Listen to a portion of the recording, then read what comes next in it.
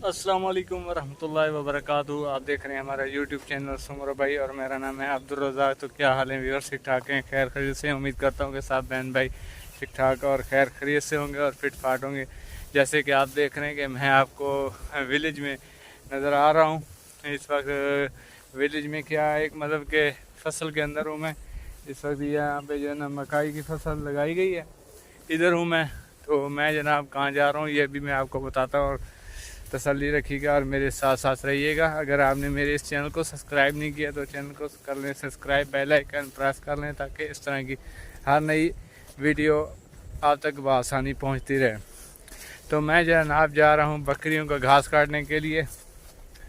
आपकी भाभी आगे जा रही है मेरे और मैं जा रहा हूँ पीछे। मतलब कि मैं वीडियो बना रहा था, मैंने कहा चलें जो है ना आप आगे चलें और मैं पीछे से वीडियो बनाता हुआ आता हूँ और अपने बहन भाइयों को बाहर का जो माहौल है ना वो दिखाते हैं।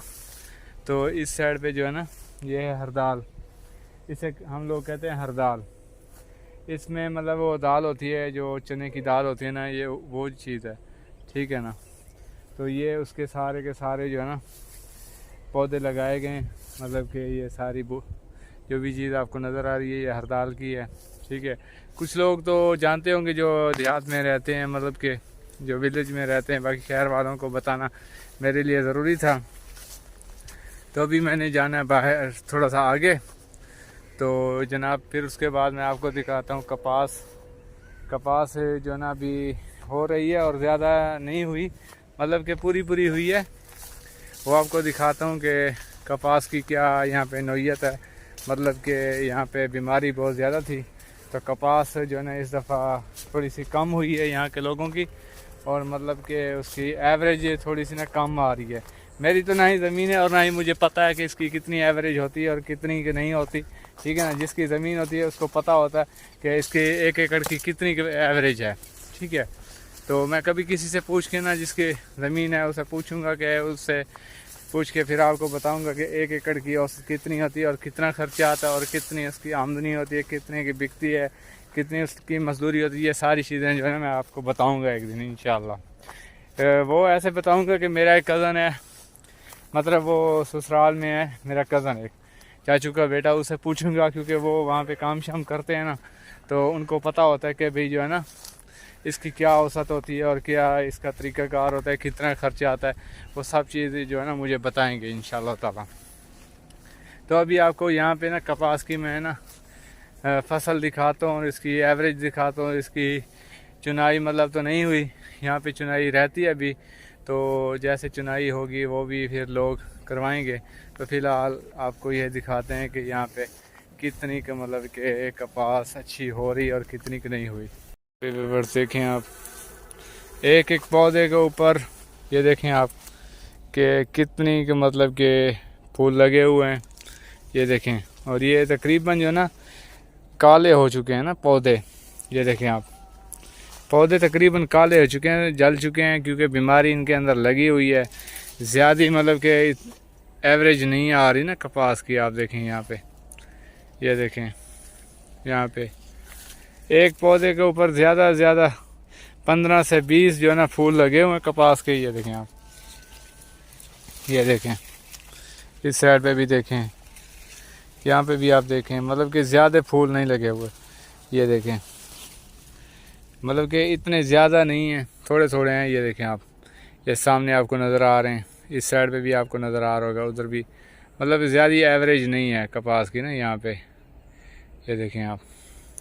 तो इसी तरह यहाँ पे आप देखें, यहाँ ये मकाई की फसल है, ठीक है।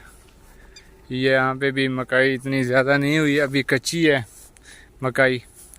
तो यहाँ से जो है ना काटना उन्होंने शुरू की हुई है, ये देखें आप, यहाँ से कटाई शुरू हुई है क्योंकि ये जानवरों को डालते हैं ना मकाई, तो इसलिए ये काटना शुरू इन्होंने किया हुआ है। ये देखें आप, इस साइड पे इन्होंने काट ली है और ये साइड जो है ना ये रहती है अभी।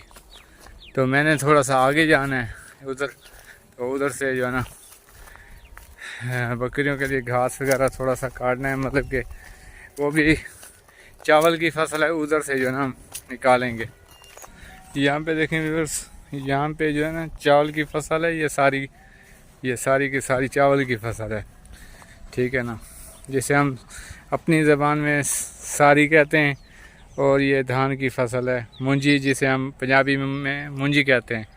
तो यहाँ से जो है ना थोड़ा थोड़ा सा जो ये जो घास है ना, ये वाला ये ऐसे उतार नीचे नीचे से जो रहता है ना, मतलब ये घास उगा हुआ है, ये निकालेंगे इस साइड पे। जैसे ये घास है एक्स्ट्रा जो है मुंजी के अलावा यहाँ पे, तो इससे इसी से जो है ना हम लोग घास निकालते हैं रोज़ाना आके। तो अभी मैंने शुरू करना है निकालना, इस साइड पे हम लोगों ने निकाल लिया है। इसी तरह फिर जो है ना इस साइड से निकालने वाला है, अभी ये निकालेंगे तो फिर इंशाल्लाह जाएंगे घर, बकरियों को डालेंगे, फिर आपको दिखाएंगे अपनी बकरियाँ वगैरह। मैं यहाँ पे पहुँचा हूँ, ये मुंजी की फसल है, ठीक है ना। इधर से हमने ना घास निकालना है, तो फिर घास निकाल के फिर जाते हैं घर। फिर इंशाल्लाह आपको बकरियों को डालते हुए घास भी दिखाएंगे, और देखना है आपने कि बकरियां घास कैसे खाती हैं। इधर जो है ना हमारे इलाके में घास का जो है ना बहुत ज़्यादा मसला बनता है, मतलब अपनी ज़मीन तो नहीं है, तो ये दूसरे इलाके के लोग हैं तो उनकी है, मतलब कि उधर से हम लोग आके ना यहाँ से निकाल के फिर ले जाते हैं और खिलाते हैं बकरियों को।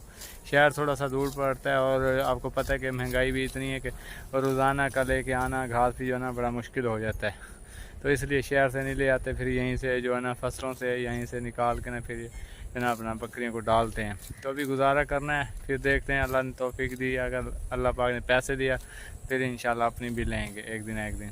दुआ कीजिएगा कि हमारा ये मकसद जो है ना पूरा हो जाए जल्द अज जल्द। तो इधर से जाते हैं तो बकरियों को घास डालते हैं, फिर जाके तो फिर आपको वो बकरियों का खाना भी दिखाएंगे कि बकरियां कैसे टूट पड़ती हैं घास के पीछे। आप साथ साथ रहिएगा हमारे। जी तो जनाब अभी घास वगैरह हमने काट ली है, ये मैंने भरी उठाई हुई है घास की पंड जो होती है, तो ये अभी लेके हम जा रहे हैं घर। तो इंशाल्लाह घर पहुंचते हैं तो बकरी को डालते हैं, तो फिर इंशाल्लाह आप देखिएगा कि बकरियां कैसे घास खाती हैं। तो अभी जा रहे हैं घर, तो फिर इंशाल्लाह घर जाके आपसे मिलते हैं। जी तो ये देखें मैंने मोबाइल भी पकड़ा हुआ है और घास भी मैंने उठाया हुआ है, तो इधर से चलना जो है ना बहुत ज़्यादा मुश्किल है। तो जैसे घर पहुंचते हैं तो इंशाल्लाह जो है ना आपको दिखाएंगे मज़ीद वीडियोस, और बकरियों को आपने देखना है कि बकरियां घास कैसे खाती हैं। तकरीबन 1 से 2 दिन के बाद जो ना हम घास इकट्ठा करके लेके जाते हैं। तो ये देखें मेरी गर्दन जाते जाते ही ना सीधी हो जाएगी, मतलब कि पीछे देखता हूँ ना मुड़ के तो मेरे से देखा नहीं जाता फिर, ठीक है। तो अभी जा रहे हैं घर, रास्ते में तो फिर इंशाल्लाह घर पहुँचते हैं तो आपसे मुलाकात करते हैं। ये तो जनाब अभी पहुँच रहे हैं घर, तो घर जाके बकरियों को डालते हैं घास वगैरह, उसके बाद जो है ना फिर आप देखिएगा कि कितनी थकावट हो गई है मुझे। ये आपके सामने जो है यहाँ से निकलना भी बहुत मुश्किल होता है।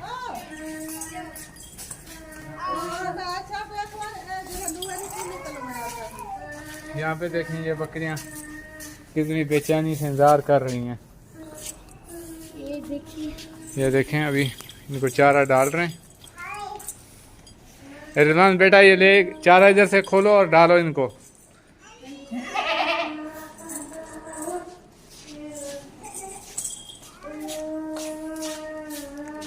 यहाँ से अभी चारा खोल रहा है रिजवान साहब, तो इनको डालेंगे।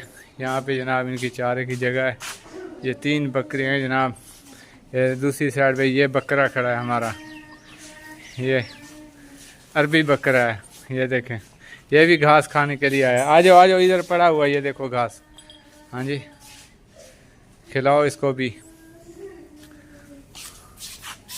इसको बाहर बांधो ना बेटा, इधर बाहर निकाल के बांधो ना इसको, ताकि बाहर खड़े होके खाए। ये तो जनाब ये रूटीन थी हमारी आज की, और ये चारा लेके आए। अभी देखें बकरियां कैसे शौक से खा रही हैं। मतलब कल भी इनके लिए लेके आए थे, इन्होंने कल कुछ खाया था और कुछ रह गया था इनके लिए, तो वो भी पड़ा हुआ था, वो भी सुबह डाल दिया। अभी जो लेके आए अभी फ्रेश, तो वो जो है ना अभी इनको डाला है।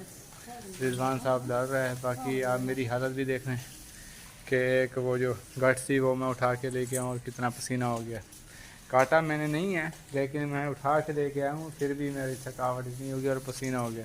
तो आज की वीडियो का यहीं पे करते हैं, फिर इंशाल्लाह नई वीडियो के साथ हाजिर होंगे। तब तक के लिए मुझे दीजिएगा इजाज़त और अपनी दुआ में याद रखिएगा। अस्सलाम वालेकुम वरहमतुल्लाहि वबरकातुहू।